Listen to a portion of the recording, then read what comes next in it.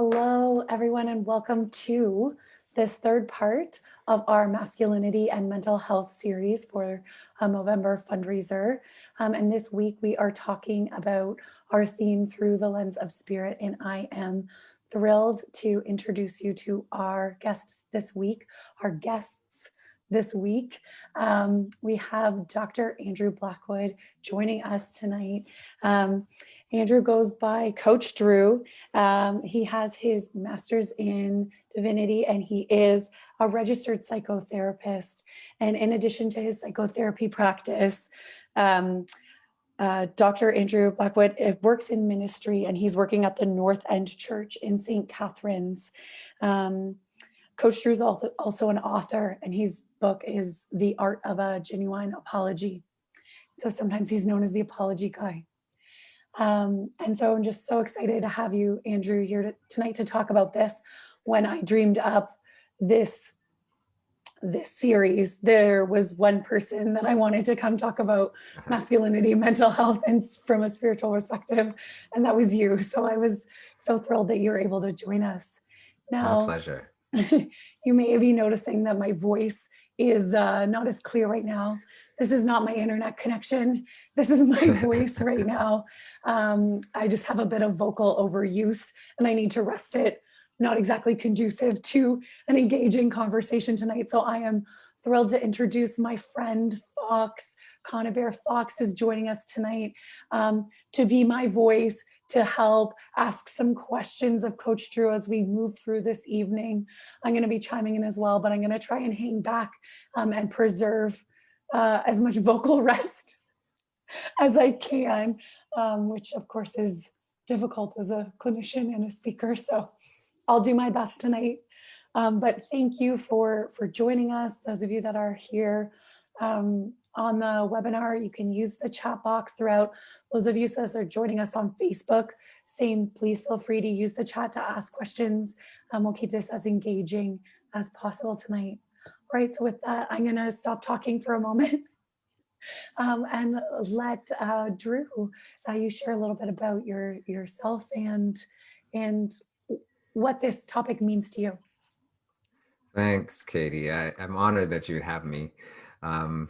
It's an interesting topic to talk about because first off, there are so many questions that I have, so many things that I still don't know and don't understand. But ever since I was a kid, there's been an awareness of God, and spirituality for me is framed in Christianity and how I grew up and was raised. But even then, before I had an understanding about the structures and things about religion, I always had a sense that that God would speak to me. And, over the years, I just started to figure out, what ways he would speak to people. But my journey into manhood has been a very complex one, in that when I was really young, I watched a movie and it had a scene of violation in it. And it caused such a wounding that I didn't know was wounding back then, but it permeated every aspect of my life. Compound that with bullying in grades, 1, 2, and, failures and all these different kinds of things that informed how I thought about myself. And I don't know if the speakers previously talked about comparison. I know I hear women talk about comparing a whole lot, but I think men do that a whole lot too. So we have these expectations. I grew up with these expectations of what it was, what masculinity is and was, but there wasn't much talk about spirituality in that. When I find that, my experience of masculinity has everything to do with my experience of spirituality and connecting with God and hearing what he says to me about me, a unique person, a unique human, a unique man, a unique father and unique husband. Like my life is different than everyone else's. So how I understand that, how I become and continue to grow into the best and fullest version of me, that has everything to do with how I hear God and how I break certain rules and certain molds um, that I think typically aren't seen as very masculine. So I have always been a very, I wouldn't say I've always been emotive or expressive, but I've always been aware of emotions, maybe even hypersensitive to emotions. I also grew up pretty anxious, I think, as a result, wanting everybody to be okay. And, um, so the connections between our emotions and our bodies, our emotions and our thoughts and our soul and our spirit, they're it's hard to tease them apart and discuss them as separate, but I think the greater awareness we have of how they all work together, I think that contributes to the healthiest and most fulfilled version of ourselves. So um, I think as human beings, and myself, I can attest to the importance of a longing for significance and a Mhm. longing for belonging, a longing for safety and security. Like those things aren't just physical, right? They're not just psychological concepts. There's something on a soul level that if you don't have this, if you don't have a sense about it, you you feel bereft. You feel something's missing, and I don't think we're able to function on a holistic and I think ultimately a healthy level if we don't have those things. And if we're told to secure those things by doing certain things or not doing certain things, then that can make that experience even more challenging. So um, I've the men that I've worked with over the years, and even boys, teens, the experience of having an environment of safety has been monumental. The ability to talk about things, to put into words past hurts, or even dreams, unfulfilled dreams. Um, it makes such a difference for people. And I find that a sense of camaraderie is built so easily when we feel safe. And I think there's something instantaneous that happens by way of securing a sense of significance that you matter when you can feel safe and accepted. And even just talking about that just makes me feel so good, right? To know that you're accepted, and that you matter because you are here and you are you. I don't think anything compares to that. And that's one of the things that I've really appreciated about my own spiritual journey and spiritual walk. All the voices that I've heard over the years where I compared and I told myself I wasn't good enough, I wasn't this enough. When I journal now, that's a big thing for me. I journal all the time. Katie knows a little bit about this because I shared a devotional, a 7-day devotional challenge online. And I talked about one of my strategies for journaling and knowing myself, increasing my awareness, increasing my tolerance, and increasing my intentionality is through journaling. And for me, that's a form of prayer.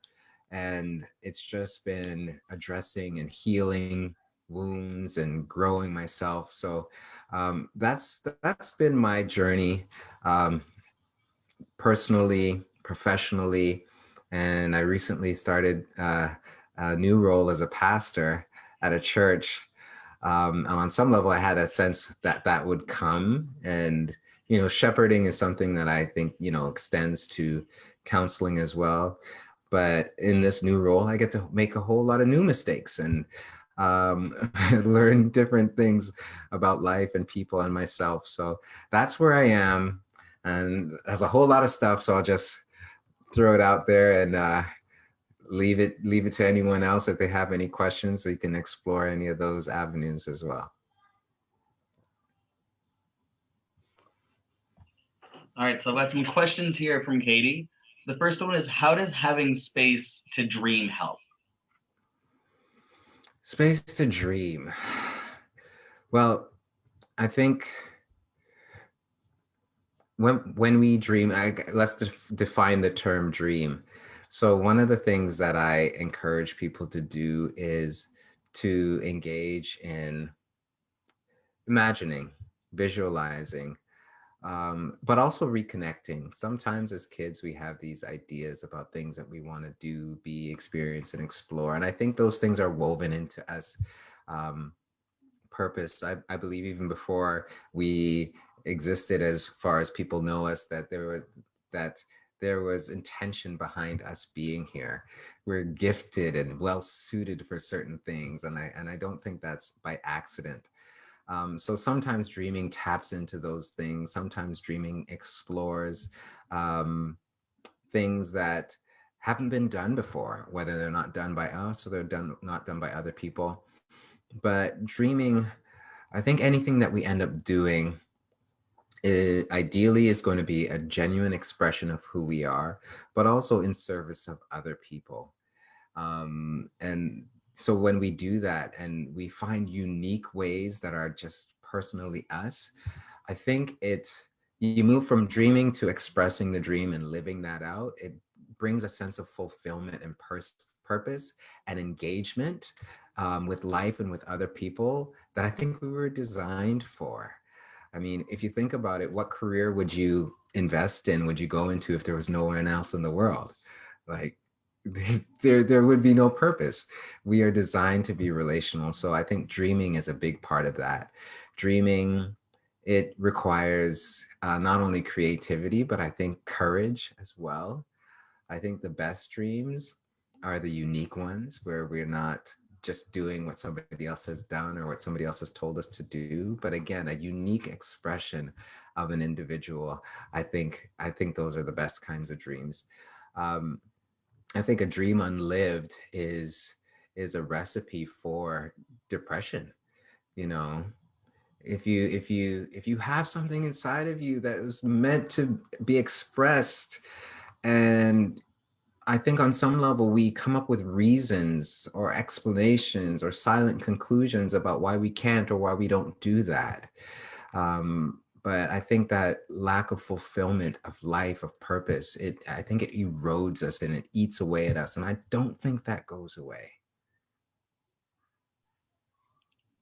The follow-up, how would you suggest someone start connecting with this if it feels far away or unknown to them? That's a good question. Um, well, oddly enough, in this world, in this busy paced life, it is uncommon to actually make time to dream and have time to dream.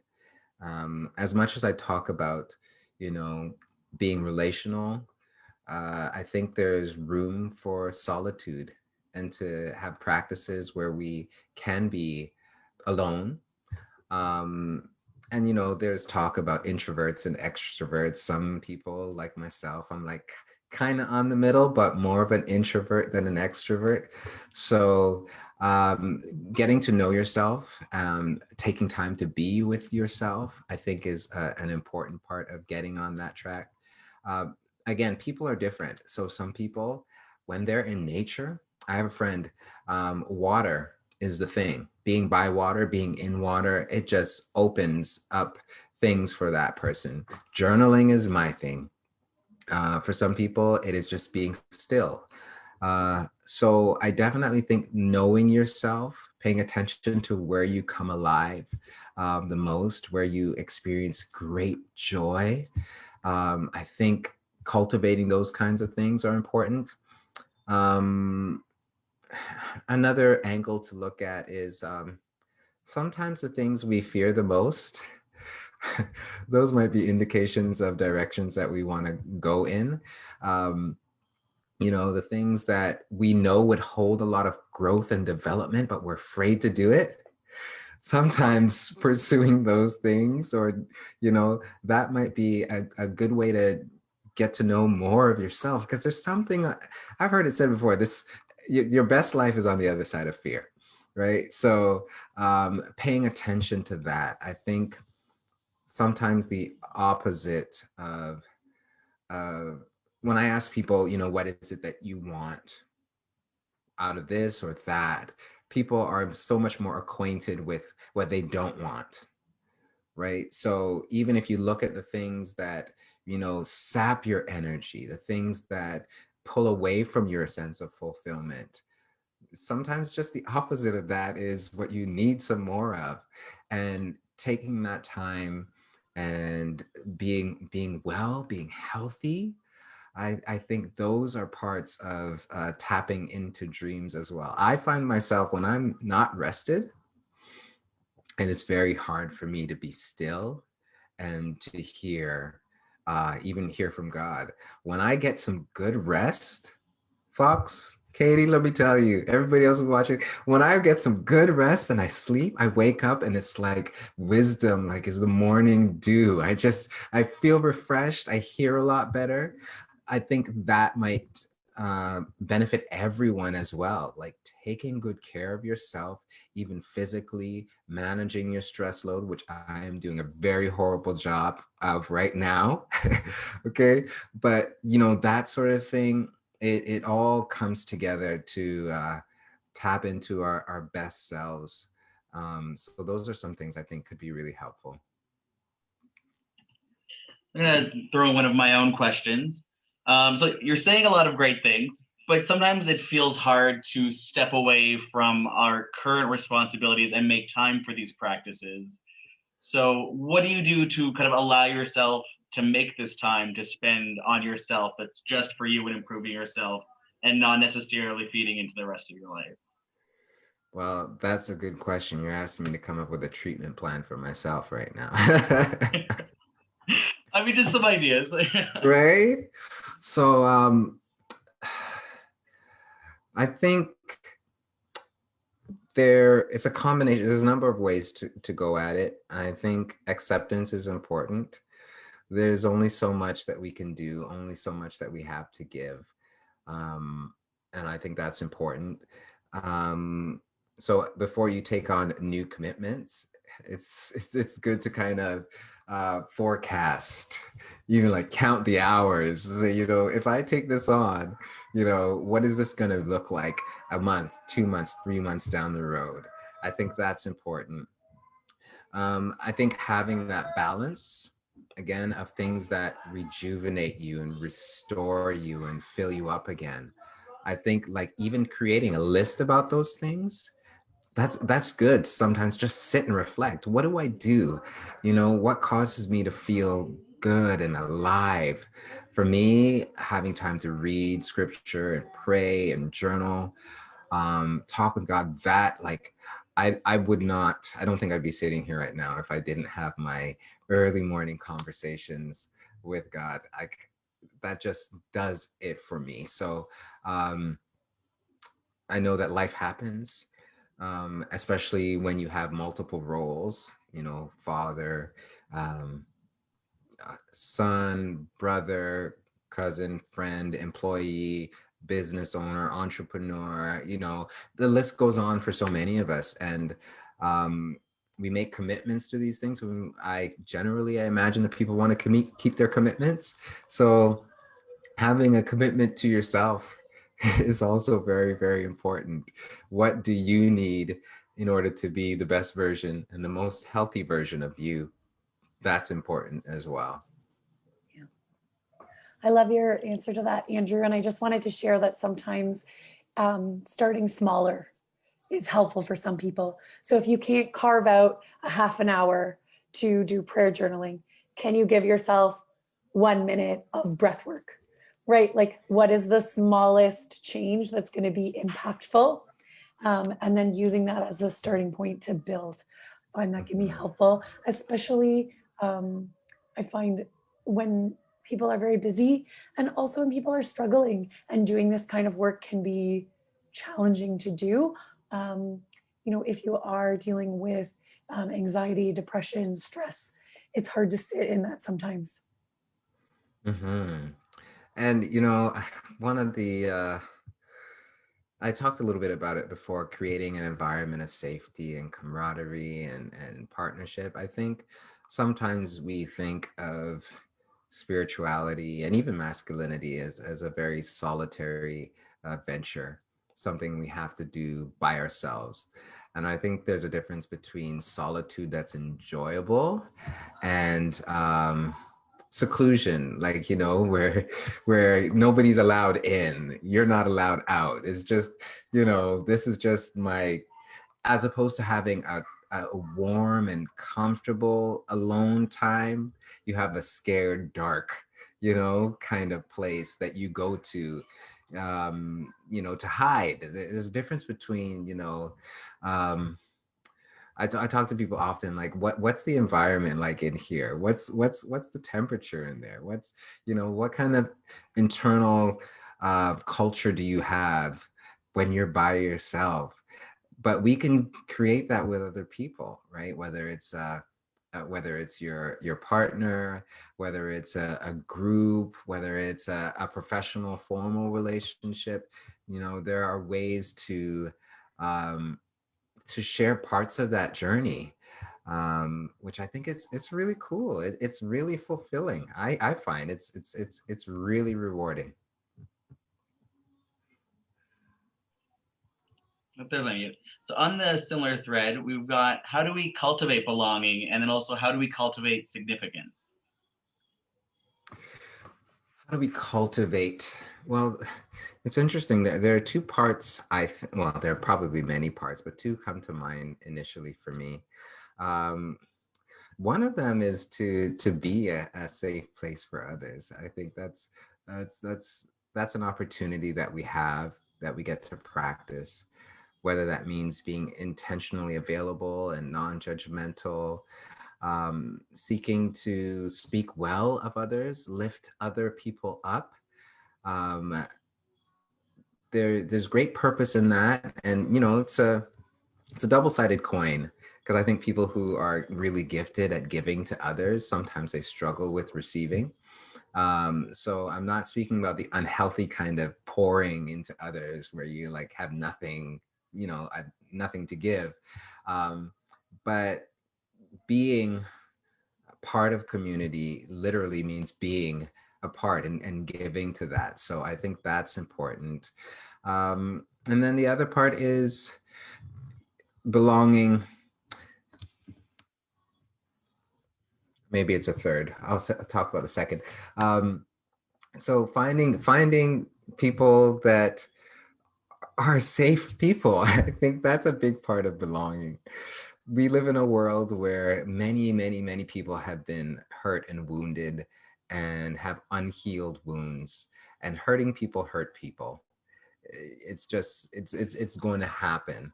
So being intentional about the people that you are around and learning how to assess, okay, what is this about?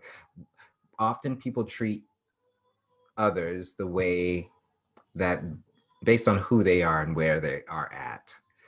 They don't treat people according to what people are worth. They treat them based on whatever's going on in their own world. So a lot of the times we're afraid to connect with others and belong with others because we're afraid to get hurt. So giving thought to, how do you know that this is a safe environment for me? And then being intentional to seek that out. The third thing that came to mind for me about cultivating a sense of belonging is finding a balance of appreciating sameness and difference. Sameness and difference, they're both very important. And some people, they only think they belong when everything is the same. But we're all different. We have parts of us that are the same, but then parts of us that are different. So being able to appreciate differences in other people, being able to appreciate your own differences. It's the I think, and I'm partial to differences because I think that's the spice of life. It's what makes things so not just exciting and interesting, but I often used to think of myself and try, along with the theme of comparison, um, I will be most, I don't know, successful and effective when I'm like this person or like that person. And, when you're younger, at least my experience was, people would say, what do you want to be when you grow up? And you would base that on, who you saw and what you saw. And now I'm realizing, oh, the best version of me isn't out there yet. Like, my goal is not to be like somebody. My goal is to be the best version of me, which means it's going to be different. I could talk about the same thing as somebody else, but I'm going to do it my way. I'm going to have my twist. And so when we learn to value the difference that we bring, the unique contribution that we bring, when we value that, sometimes there's this innate sense of belonging, like, oh, like I matter, like, which ties into the whole topic of significance. When you realize that you are significant, um, that sense of value,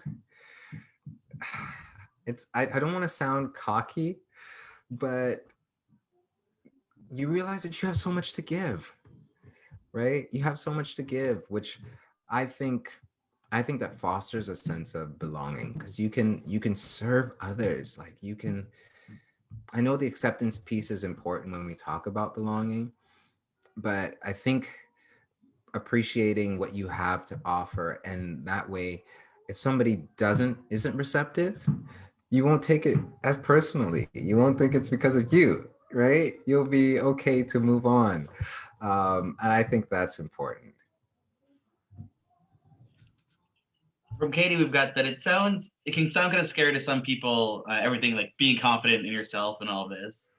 So the question is, how can we talk about confidence to be our authentic selves?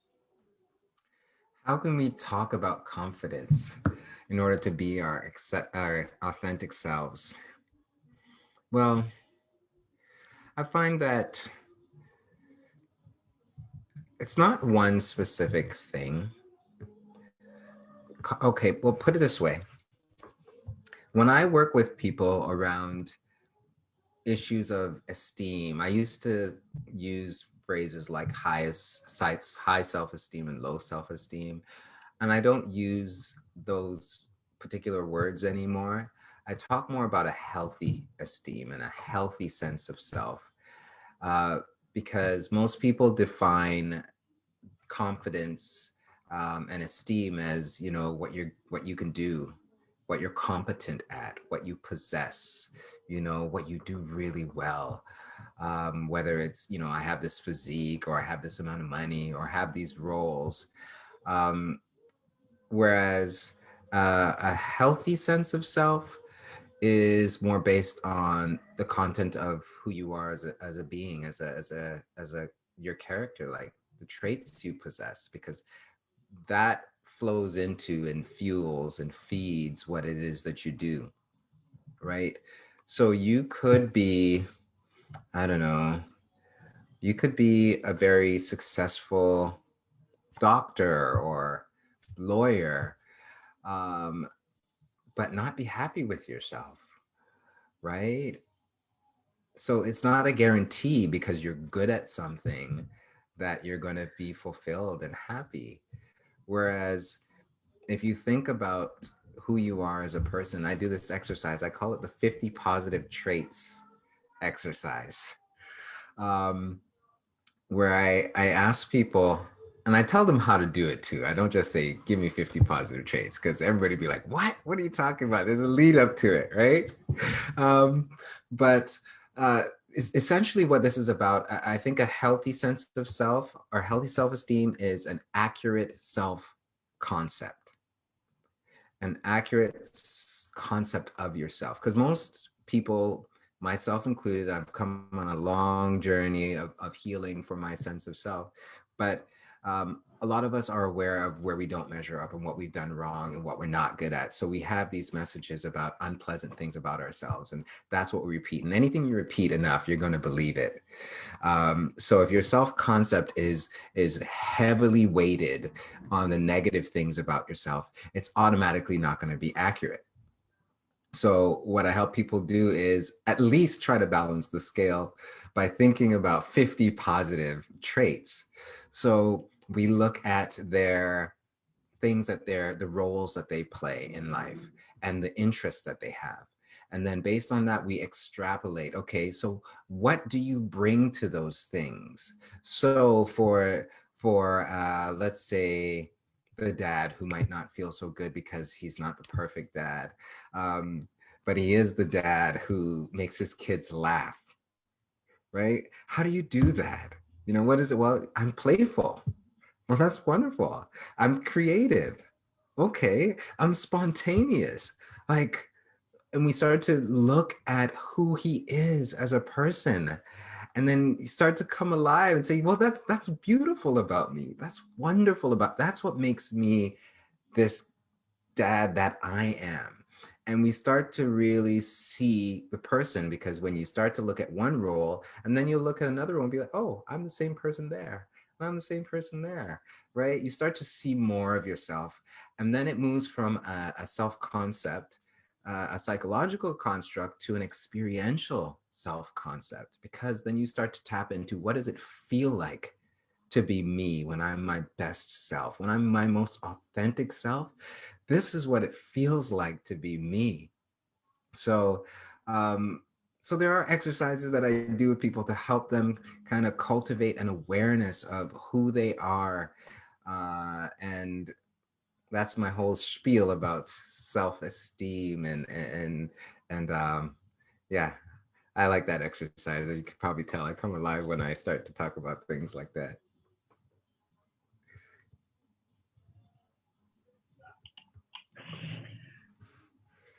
Because I do think, this is from Katie, I do think cultivating identity is so healing for mental wellness. How does spirituality play into that? Well, I think the essence of who we are is spirit. It is spirit. Like, we are spiritual beings. So, I mean, the part that comes alive in me when I connect with people, like, that is spirituality for me. When I love people, I think that's a very spiritual uh thing. Like, it involves my physical being, my emotional being, but I think connecting with people, serving people, I think that comes from a very spiritual essential place.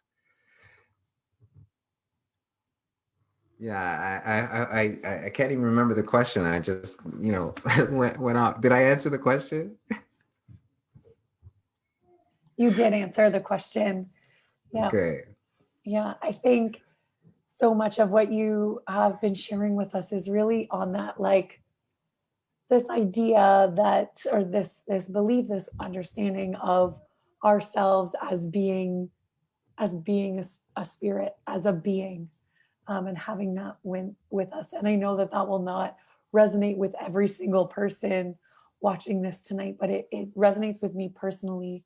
And I think when we get into mental wellness, there are things that move beyond, our current ability to understand what's going on. And I don't mean that vaguely, because I there's a lot of research in terms of spiritual health and understanding, um, various aspects of neurology and how these things are showing up in the brain. And I think it's a very fascinating field that I enjoy reading about, is, where all these pieces that we talk about, and like belonging and, self-image, where are these developing in our brains, and how complicated that makes these topics. Um, I think we start talking about, I think I, I wonder about if we could talk about when this goes wrong. Like, we've been talking so much about cultivating good practices and about sharing mental wellness and these things that happen. I wondered if you could share a little bit on the flip side of when these things are missing.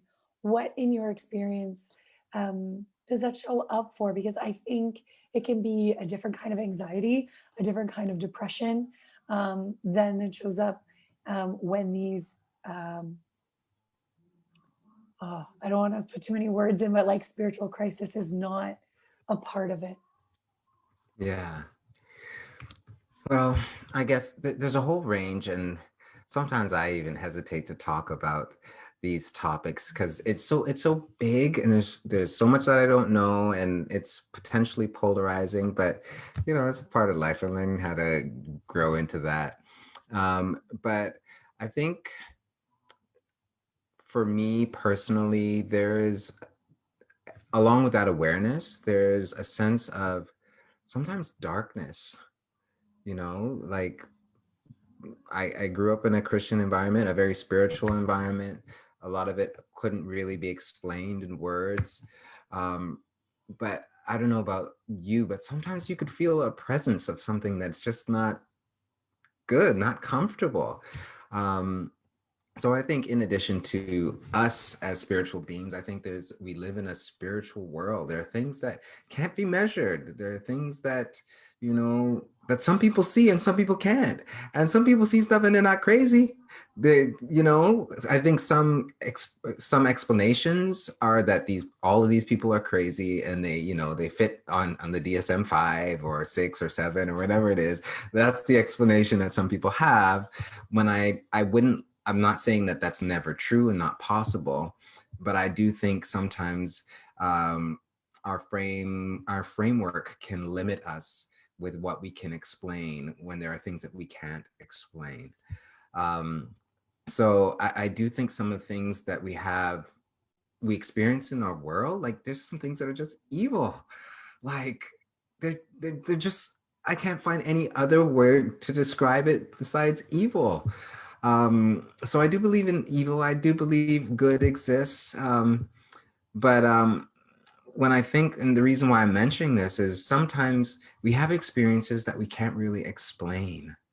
And I think it's important to leave room or even find communities where we can talk about those things, and even find a sense of safety in that you're not alone in experiencing this thing that you can't explain. So I think that's important.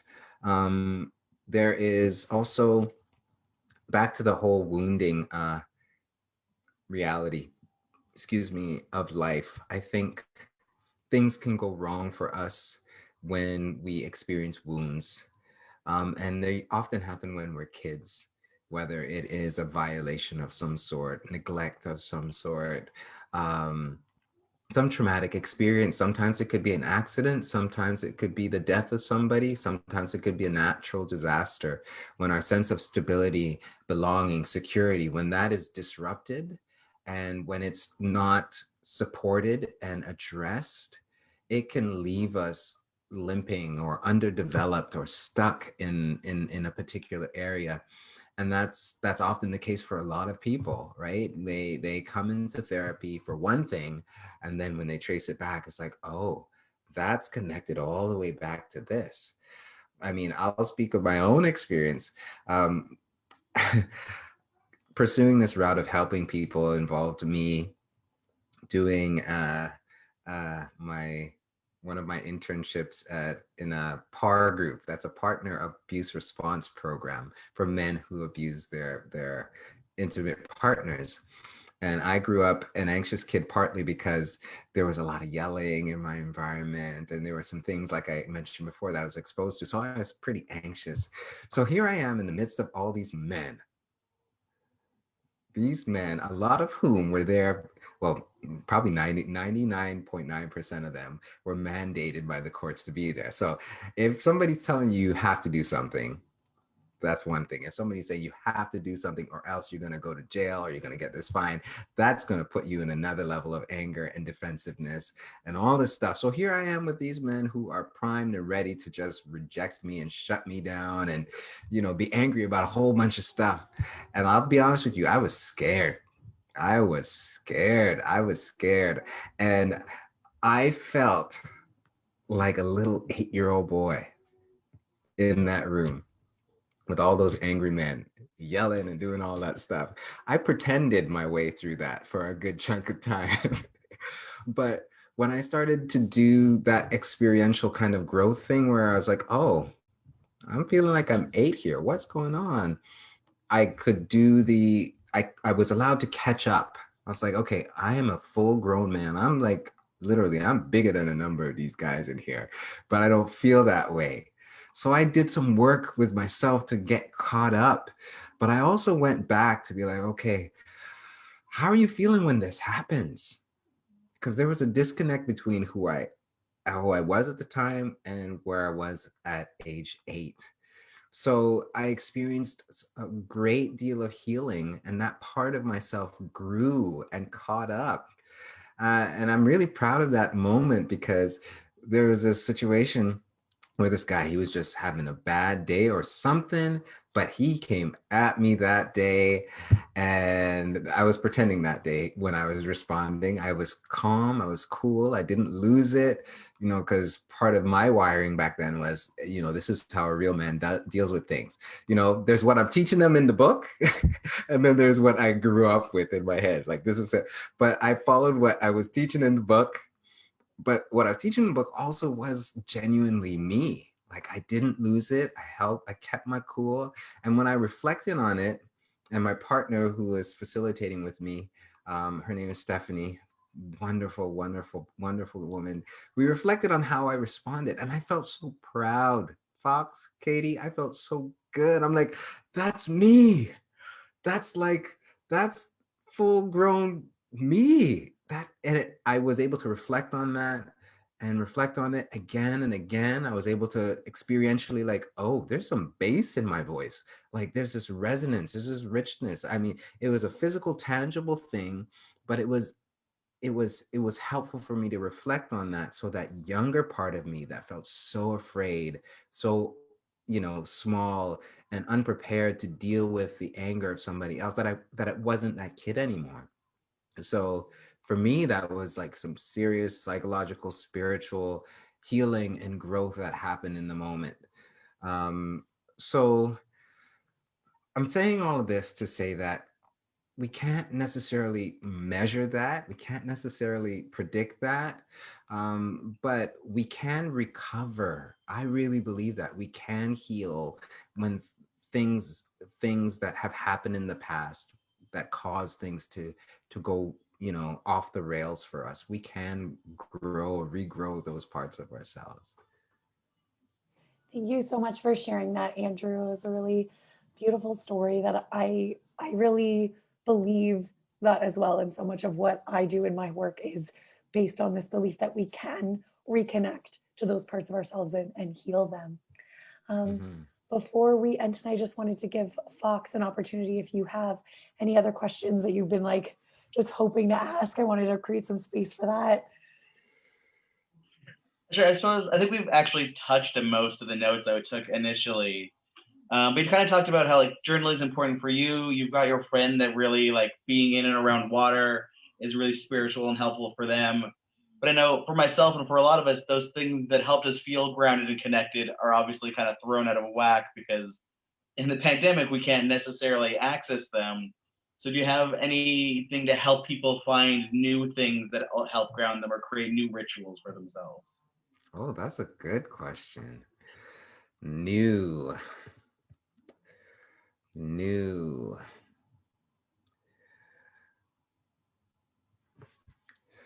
It's interesting. I think sometimes new can be birthed out of old. So if you have some things that that worked for you before, sometimes we might be able to find versions of that, or offshoots of that we can use now. Um, for me, one of the things that I has been helpful for me. I'm just sharing my whole life with you guys. You guys are like, I'm just letting you guys in. So back to my old anxious self. I used to have these terrors and traumas at nighttime, and it was really hard to sleep. What helped me a lot was a sound machine, right? Whether I played running the sound of running water, right? Something that would cover over the noises that I would hear at night. Because because I didn't know that when you buy a home with wooden floors, that when the weather changes, that it sometimes shrinks and expands and shrinks, and it makes noises that sounds like somebody's walking in your house. And for somebody who's like terrorized and afraid that somebody's gonna break into the house, like, so part of my coping strategy was to have that sound machine over it, but um, I don't need it for that anymore, but I still use it. I like the sound of the ocean. It's nothing compared to your backdrop there, Fox, but you know, it's it helps. I have this fireplace in here. So this is like I've created this like a comfortable place, although it's not gas or even fire, it's electric, but it's just the lights that give that, ambiance, those kinds of things. um, Being aware of, senses, our senses, like I'm talking about, visual over there, the sound machine for me. Sometimes scented candles, believe it or not, the olfactory senses that we have, cooking healthy tasty meals. There are different things that we can do, um, that might be based on old things that we miss, right? It might be a new recipe, of something that you loved before. So I think I don't think we are ever really short of new things. Um, if we take the time to be creative, um, or even connect with some of our more naturally creative, innovative friends. Um, one of the things that I've learned from a gifted speaker and coach was that you don't have to come up with ideas all on your own. You can borrow some from somebody else, and then make it your own. So that's what I would say. Tap into what you know about yourself already, some of those life-giving things. And if you don't have that exact avenue for that very same thing, maybe we can create something similar. Yeah. I think that's a really beautiful answer, Drew. And I think one of the things that I found helpful through the pandemic is to really work to understand what about that activity that I'm missing is what's important to me. And so, and sometimes it takes a few different iterations to understand why this is actually so difficult to recreate. So, the two things that I miss most in this world that we're in is singing and yoga. And I've tried doing both virtually, and it doesn't work for me because Mm, what I really love more than anything in the world is breathing with other people, mm, sharing breath. And that's not something that's going to be happening anytime soon. But just knowing that piece and being able to grieve that, like, that's my specific loss in this. It's not going to the studio on my lunch break. It's not socializing, with my fellow choristers, although I miss those things deeply. I've been able to replace those pieces, and get some healing from that. But just acknowledging that that's why it's not the same. And then, doing things like, just listening to my family members breathe. I'm lucky I don't live alone. I can listen to my daughter's breath, and that heals a piece of that, like, deeper um, grief. yeah. That's a big. I'm surprised that it hasn't come up until now. So thank you for mentioning that. Like, I think it's a disservice if we talk about spirituality and we don't talk about grief and loss, right? I think on some level, every time we're wounded, we lose something, So it's there in that sense. But you're so right. Part of sometimes finding something new or being able to move forward in a new way is grieving what we've lost. I'm in St. Catharines right now, so we're not as close to lockdown experience. So it's easy for me to forget what's happening in other parts of the province and in the world. But yeah, I think that is so important to acknowledge the loss. Um, as well as finding ways to, we didn't even talk about hope. We could talk, that's a whole nother conversation. What is hope, and how do we do that? How do we find that? How do we escape, the negative worst case scenario thoughts that come to our minds and can rob us of peace? I'm talking about all these different big words now: peace, hope, loss. Like, yeah, when we engage on that level, we are, I think, in definitely spiritual waters. So Mhm. thanks, Katie. Yeah, sounds like we have a few more conversations in our future, maybe. For sure, for sure. Well, I just want to thank you both so much for coming tonight, and thank you to everyone who's attended this, whether that's you're watching the replay or you're watching this on Facebook. We so appreciate your contribution to this conversation and your thoughts. If you'd like to share them below, certainly I will take the time to respond to those. And a special thank you to Andrew for sharing your thoughts and expertise on this topic.